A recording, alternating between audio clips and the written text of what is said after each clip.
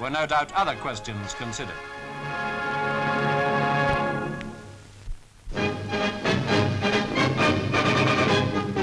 At Southampton, the troopship Empire Orwell brought home 150 more ex-prisoners from Korea.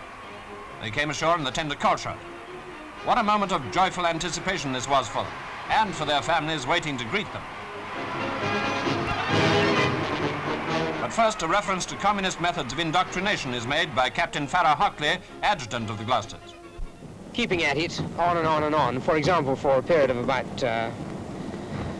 2 to 3 weeks, a young American corporal had a series of chaps and relays coming in who asked him the same questions again and again and again, kept him standing to attention for long periods and so on.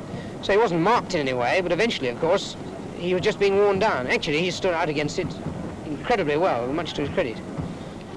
Then the commander who refused to leave his men, Lieutenant-Colonel Carne, was asked how he passed his time in captivity. I spent most of my time carving stones. He was also asked what sort of reading he did before his eyesight began to fail. Well, I didn't read very much, really, because communist literature is not very attractive.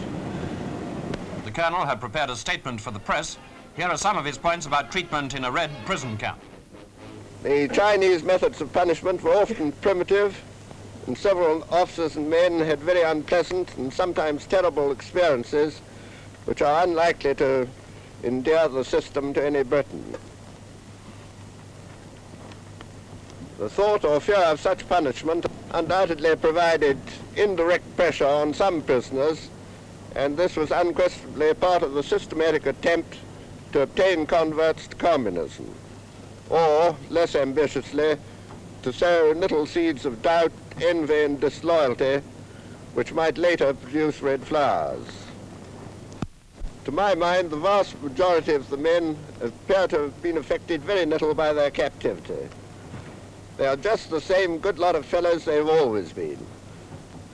And I'm quite certain that their families will agree with me that there's nothing strange about them, either politically or otherwise.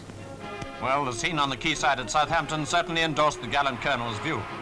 Here indeed was happiness, a glorious homecoming for the glorious Gloucesters and their comrades.